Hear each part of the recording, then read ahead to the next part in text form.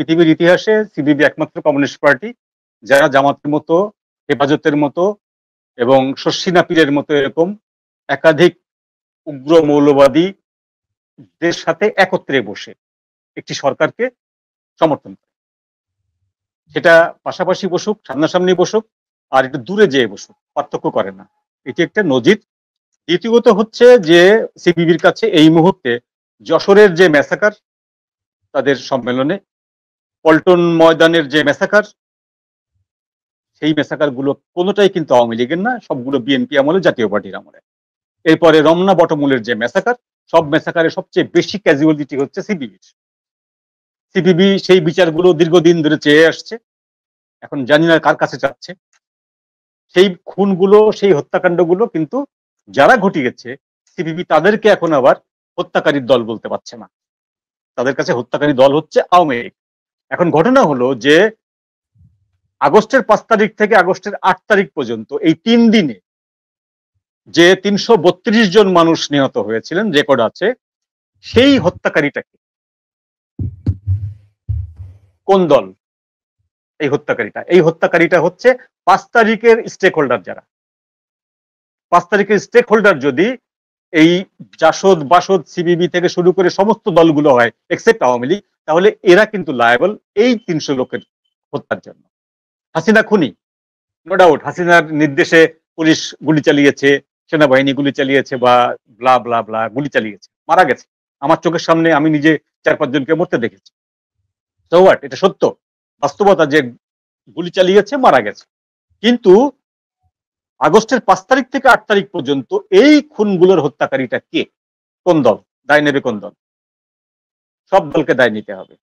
তাহলে এই দলগুলো যদি হাসিনার মতো সেম অপরাধী হয়, তাহলে আপনি এদেরকে নিয়ে গণতন্ত্রটা কিভাবে আশা করেন? মুক্তিযুদ্ধের পক্ষে শক্তি কেমনে হয়? এরা কিভাবে দাঁড়ায়? এরাও তো খুনি। এরপরে যে মব ভায়োলেন্স হচ্ছে, এই মব ভায়োলেন্সটার স্টেক হোল্ডার কারা? সরকারকে যারা সমর্থন করছে, এরা এভরিবডি মব ভায়োলেন্সের স্টেক হোল্ডার। মব ভায়োলেন্সে যদি সারা দেশে একদিনে একটি মাত্র খুন হয়, সেই খুনটির দায়ভার ওই সমস্ত দলগুলোর উপরে যে পড়ে, যে দলগুলো এই সরকারকে সমর্থন করছে বা মনে করছে আমাদের দল, আমাদের সরকার। এই সরকারকে সমর্থন করতে হবে, তা না হলে ফ্যাসিবাদ আবার রিগেইন করবে, ফ্যাসিবাদ আবার ফিরে আসার বিপদ আছে। সুতরাং এই সরকারকে একটি নির্বাচন পর্যন্ত আমাদেরকে সমর্থন করতে হবে। যারা এই কথাটি বলছেন তারা প্রত্যেকেই এই স্টেক হোল্ডার। সুতরাং এইখানে আপনি গণতন্ত্র,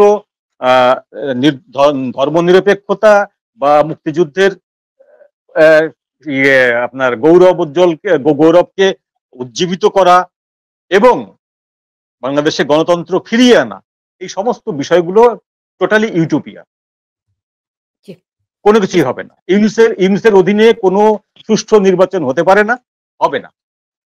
যেটা হতে পারে সেটা হচ্ছে যে এরপরে একটি সরকার গঠিত হতে পারে, সেই সরকারের পর আরেকটি সরকার গঠিত হতে পারে, এনার্কি হতে পারে, ষড়যন্ত্র হতে পারে। মার্কিনরা তো এখন স্টেট, বাংলাদেশকে একটা স্টেট মনে করে, মার্কিনদের একটা 51 নাম্বার 51 স্টেট মনে করে এটাকে।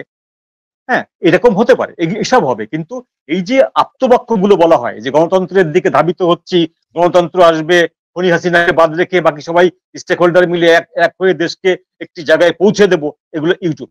5 তারিখে যখন ওয়াকার সাহেব সমস্ত রাজনৈতিক দলগুলোকে ডেকেছিলেন, তখন বাম দলের বাম ঐক্য জোট থেকে সাকিকে ডাকা হয়েছিল, জুনায়েদ সাকি। এটা নিয়ে আমরা প্রশ্ন করেছিলাম যে বাম জোটের প্রার্থী হিসাবে কি সাকি গেল, নাকি গণসংহতির হয়ে গেল, না ব্যক্তিগত উদ্যোগে গেল? তো সেই সময় 2 রকম বক্তব্য এসেছিল প্রিন্স ভাইদের কাছ থেকে। একটা বক্তব্য হচ্ছে যে আমরাই তাকে পাঠিয়েছি, আমাদেরকে বলা হয়েছিল আপনাদের জোট থেকে একজন পাঠান। তারপরের দিন আরেকজনের বক্তব্য আসলো যে না, উনি আমাদের সাথে কথা না বলেই উনাকে টেলিফোন করা হয়েছিল, উনি গেছেন। তো শুরুটা হচ্ছে এইভাবে।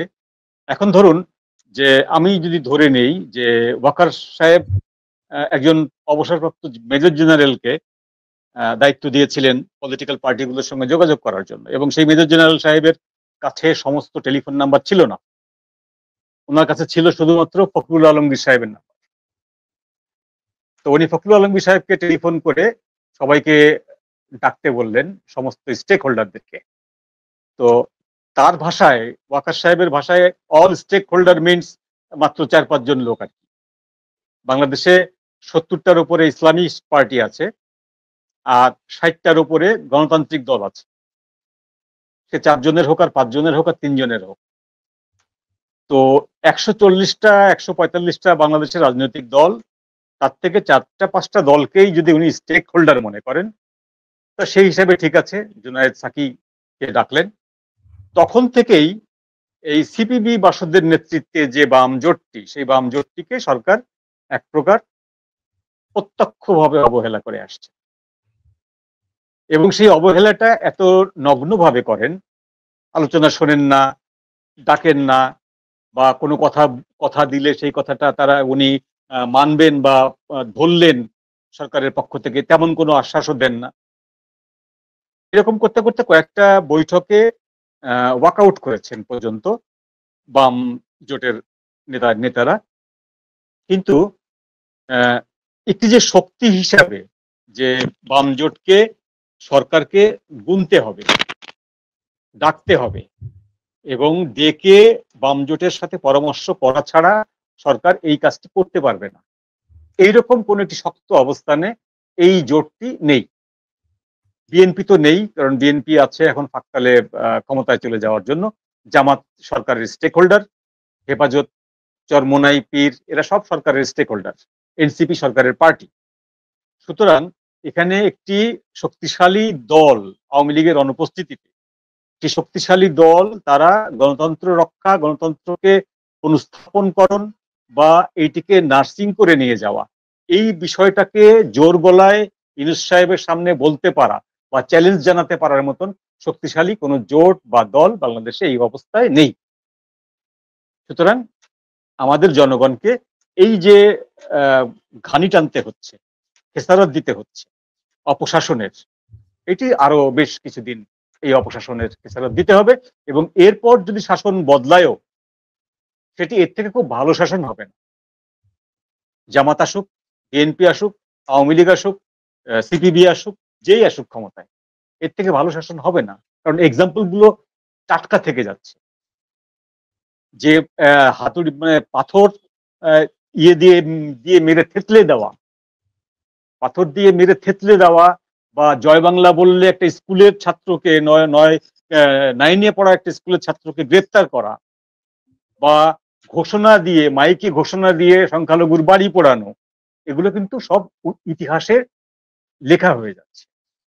এর রিভেঞ্জ হবে, এর কাউন্টার রিভেঞ্জ হবে, আবার কাউন্টার রিভেঞ্জ হবে, এভাবে কিন্তু চলবে অরাজকতা। সুতরাং আমাদের সামনে খুব সুখকর কোনো দিন নেই আগামীতে, তো বরং এর থেকে খারাপ দিন আসছে। অরাজক একটা পরিস্থিতি হয়, সেখানে রাজনীতিবিদরা, আপনারা যারা আছেন, আপনারা কি করছেন বা কি করবেন বলে ভাবছেন আর কি? না, আমরা যারা রাজনীতি, সরি বলুন। প্রথমত হচ্ছে যে আমি আসলে কারো মানে সম্মানিত আলোচনার বক্তব্যের পাল্টা বক্তব্য কাউন্টার করবো না, আমি একটু ছোট করে শুধু ইনফরমেশন, সেটি হচ্ছে যে জুনায়েদ সাকির যে দল, গণসংহতি আন্দোলন, এবং সাইফুল হকের নেতৃত্বে যে দল বিপ্লবী ওয়ার্কার্স পার্টি, এটি 24 সালের নির্বাচনের আগে থেকে বাম জোটভুক্ত আর না। বাম জোটের সাথে তাদের বিভিন্ন বিষয়ে দ্বিমত হওয়ার কারণে এবং আন্দোলন পরিচালনা করার প্রক্রিয়াগতে দ্বিমত হওয়ার কারণে, আমি খুব সুস্পষ্ট করে বলছি, আপনি কোট করতে পারেন, কারণ আমি কমিউনিস্ট পার্টির মিডিয়ার দায়িত্বে, আন্দোলনের কৌশল সম্পর্কে মানে হাসিনা সরকার বিরোধী এবং সেই সময় যে নির্বাচন হলো, সেই নির্বাচনের সময় আন্দোলনের কৌশলের জায়গায় মানে একদম স্পষ্টত দ্বিমত হওয়ার কারণে সাইফুল হকের দল বিপ্লবী ওয়ার্কার্স পার্টি এবং গণসংহতি আন্দোলন জুনায়েদ সাকির নেতৃত্বে যেটা বাম জোটের, যে আমাদের যে বাম গণতান্ত্রিক জোট ছিল, সেটা থেকে বেরিয়ে যায়, সিদ্ধান্ত নিয়ে তাদেরকে বের করে দেওয়া হয় না একটা আলোচনার মধ্যে থেকে, যে আপনারা আর বাম জোটভুক্ত দল হিসেবে তাহলে কাজ করার আপনাদের দরকার নেই, যেহেতু আমাদের মিলছে না। সেই কারণে আমি জানি না, আপনি একটু হয়তো আমাকে সাহায্য করতে পারেন, আমার পার্টির সাধারণ সম্পাদককে রেফার করে যেহেতু বলেছেন উনি, আমরা 5 তারিখ ওই সময় রাতে কখনো কোনো স্টেটমেন্ট দিইনি, 6 তারিখ পরের দিন সকাল 11টায় আমরা আমাদের অফিসিয়াল স্টেটমেন্টটা দিয়েছিলাম। বাম জোটের প্রতিনিধি হিসেবে জোনায়েদ সাকিকে ডাকা হয়েছে। আমার সম্ভবত এটি একটু ভুল হচ্ছে, মানে আপনি একটু ভেবে কখন কোথায় বলেছে যদি একটু মনে করে দিতে পারতেন ভালো হতো। কখনই এটা বলা হয় আমরা স্পষ্ট। এক মিনিট, আমি এটি দুটোই বলেছি যে দুরকম ন্যারেটিভ এসছে। একটি হলো যে বাম জোটের পক্ষ থেকে গেছে, আর একটি হলো যে বাম জোটের প্রতিনিধি হিসেবে উনি গিয়েছে, এটা প্লিজ ভাই কোথায় বলেছেন এটা? না আমি আরেকটু বলি। আর একটা বক্তব্য এসছে যে উনি আমাদের কেউ না, উনি ব্যক্তিগতভাবে ওনাকে ডাকা হতে পারে, উনি ব্যক্তিগতভাবে গেছেন, আমাদের ডাকা হয়। এখন এটা একটা বিষয়। সেকেন্ডলি কথা হলো যে আপনি যে তারিখের কথা বলছেন যে বিপ্লবী ওয়ার্কার্স পার্টি এবং গণসংহতি আন্দোলনকে বের করে দেওয়া হয়েছে বা জোটে নেই, 24 নির্বাচনের আগে তারা গণতন্ত্র মঞ্চ করে বাম জোট থেকে ভিন্ন হয়ে গিয়েছে। এরপরে আপনাকে আমি অন্তত একাধিক পেপার কাটিং দেখাতে পারবো যেখানে বাম জোটে এই বিশেষ করে গণসংহতির নাম উল্লেখ করা আছে, সেগুলো আপনারাও পড়েছেন, কিন্তু আপনারা কোনো রিজয়েন্ডার দেননি। কোন পত্রিকায় আপনারা বলেননি যে আপনাদের এই হতে পারে সেটা মিডিয়াতে সব সময় হয়তো আমাদের রিজয়েন্ডার দেওয়া হয় না, পত্রিকার কোন মিডিয়াতে চিঠি দিয়ে বলেননি যে এই দলটি আমাদের সঙ্গে জোটে নেই, কোন মিডিয়াতে বলেননি। যে মিটিং এর মধ্য থেকে ওনারা বেরিয়ে গিয়েছে সেই মিটিং এর খবর মিডিয়াতে প্রকাশ করা হয়েছে। আমি এখানেই আমি বললাম আপনাকে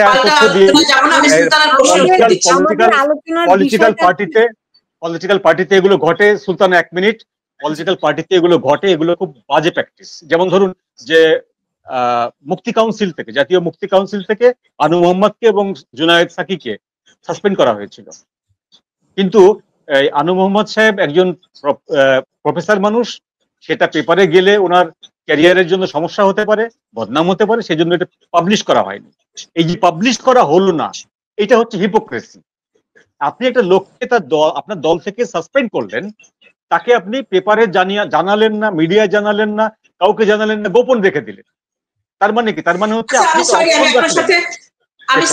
আমি আপনার সাথে আমাকে সুলতানা সময় শেষ হয়ে যাবে সম্ভবত। আমি আপনার সাথে এই তর্কে যাচ্ছি না। আমি শুরুতেই বলছি, প্রথমত হচ্ছে একটি দল থেকে সাসপেন্ড করে দেওয়া আর আমরা জোটভুক্ত হয়ে আন্দোলন করতাম, সেই জোটের সাথে একটি দল না থাকা, দুই প্রেক্ষিত। ওনারা 24 নির্বাচনের আগে বাম গণতান্ত্রিক জোট থেকে বেরিয়ে ওনারা গণতন্ত্র মঞ্চ নামে একটি প্ল্যাটফর্ম তৈরি করেছিলেন। সেই প্ল্যাটফর্ম পরিষ্কার করে প্রেস কনফারেন্স করে তারা ওপেন হয়েছিলেন। বাস পরিষ্কার। আমি আর এই আলোচনা যেতে চাচ্ছি না। আমি আপনার প্রশ্নের উত্তরটা একটু দিই। সেটি হচ্ছে যে আমরা আশাবাদী এবং রাজনৈতিক দল হিসেবে আমরা আশাবাদী হয়ে দেখি তো আমরা রাজনীতি করি। আমরা আশাবাদী বাংলাদেশে যে একটা এই মানে শেখ হাসিনা সরকারের পতনের পরে, গণ অভ্যুত্থানের মাধ্যমে পতনের পরে 24 এবং 71কে মুখোমুখি করে যে একটা রাজনৈতিক ধারাকে সামনের দিকে যারা এগিয়ে নিয়ে যাওয়ার চেষ্টা করছে, আমরা খুবই আশাবাদী মুক্তিযুদ্ধের সপক্ষে সকল দল, গণতন্ত্রের পক্ষে সকল দল একত্রিত হয়ে এই যে 24 যে 71 বাদে, হ্যাঁ, আওয়ামী লীগ বিচারাধীন একটি দল, সে মানুষের হত্যার সাথে এখন আগে মানে আলোচনা কারো অনুপস্থিত করা উচিত না। এই যে 16 জুলাই থেকে 5 আগস্ট পর্যন্ত যে হত্যাকাণ্ডগুলো হয়েছে, তার অন্তত 5টা-6টা হত্যাকাণ্ড তো আমি নিজের চোখে দেখেছি। ঢাকা শহরে আমি রাজপথে ছিলাম, আমি দেখেছি। আমার সংগঠন ছাত্র ইউনিয়নের রিজভি মারা গিয়েছে। যেহেতু না, আমাকে শেষ করতে দেন। আপনি কথার মধ্যে আমাকে যদি কথাটা শেষ করতে দিতেন, আপনাকে প্রশ্নটা করতে হতো না। আওয়ামী লীগের মানে এখন গণহত্যার বিচার হচ্ছে, সেই বিচারের রায়ের উপরে নির্ভর করবে যে সে মানে নির্বাচনে অংশগ্রহণ করতে পারবে কি পারবে না, এবং রাজনৈতিক দল হিসেবে তার ভূমিকা কি হবে, তার ভূমিকা কি হবে। সেইখানে অবশ্যই সুলতানা 16 বছর ক্ষমতায় থেকে আপনিও তো রাজপথে ছিলেন। কেন জামাতকে নিষিদ্ধ করা হলো না ক্ষমতাতে? আমরা তো দিনের পর লড়াই করেছি। গণহত্যাকারী দলের বিরুদ্ধে দিনের পর দিন লড়াই করেছি। গণমাধ্যমের কর্মী হিসাবে আপনিও লড়াই ছিলেন। কেন নিষিদ্ধ করা হলো না? ক্ষমতা থেকে চলে যাওয়ার 3 দিন আগে নিষিদ্ধ করা হলো। গণহত্যা 71-এ ঘটেছে, তার বিরুদ্ধে আমরা শেষ দিন পর্যন্ত রাজপথে ছিলাম। এবং দেখেন, নিজামের ছবি নামানোর জন্য, সাইদের ছবি নামানোর জন্য স্বল্প সংখ্যক হতে পারে, আমাদের ক্ষমতা নাই, আমরা প্রভাব ফেলতে পারি না। আমাদেরকে আগের সরকারের আমলে পল্টন টু প্রেস ক্লাব বলা হতো, কিন্তু রুখে দাঁড়ানোটা কিন্তু আমরাই দাঁড়িয়েছি।